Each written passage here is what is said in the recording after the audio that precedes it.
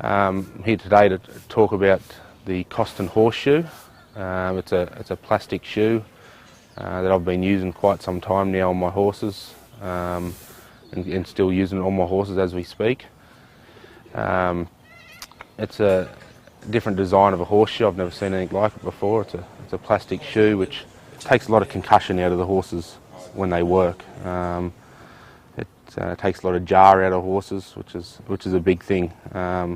The horses' feet. They're a funny thing. A lot of people think they're like bone, but they're actually like a sponge. They move with the horse, and so it's very important that we look after their feet and keep their feet sound. So yeah, with the plastic shoe, it's different to a steel shoe where a steel shoe's nailed on a horse's hoof and it just locks it down, and the horse's feet, they move when they work and exercise. So you can just imagine a steel shoe locking down. It'd be uncomfortable for them and probably painful. They're feeling some sort of pain, whether it's a low to high. As soon as a horse feels pain, especially in the feet area and lower end, their action rises, and when the action comes up, their stride shortens. So, if you can keep them pain-free and comfortable in their feet, the horses will stretch right out. Their action will get lower, and you're definitely going to get more results. They might improve extra 2 or 3 inches in their stride, which is a long, it's a long way, especially if you're running over a mile or 2,000 metres, even over your sprinting races over 1,000, 1,200 metres. A very good example is Bauer getting beaten in the nose in a Melbourne Cup like viewed.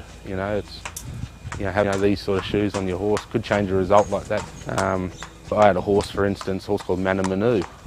He was getting beaten in $15,000, $20,000 races.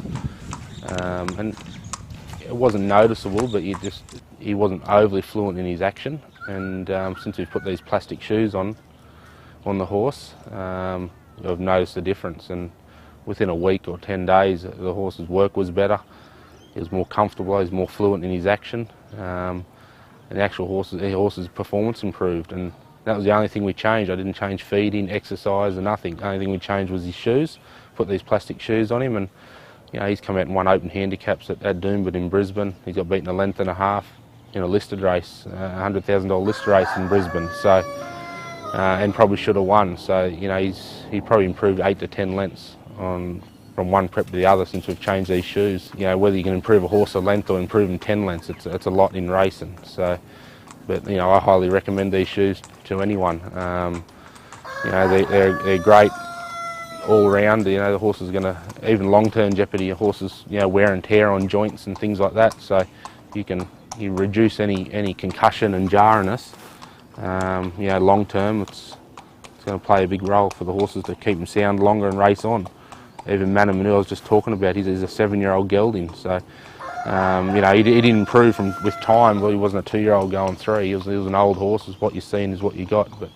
And with them shoes, he really improved. You wouldn't think a plastic shoe made of polyurethane would last longer than a steel shoe or an aluminium race plate, but they last a lot longer. They don't wear out. Race plates might last 3 weeks, 4 weeks maximum. Steel shoes probably 5 weeks, but you could reuse these shoes for 2 or 3 shoe-ins. They probably last 3 times longer than any other shoes.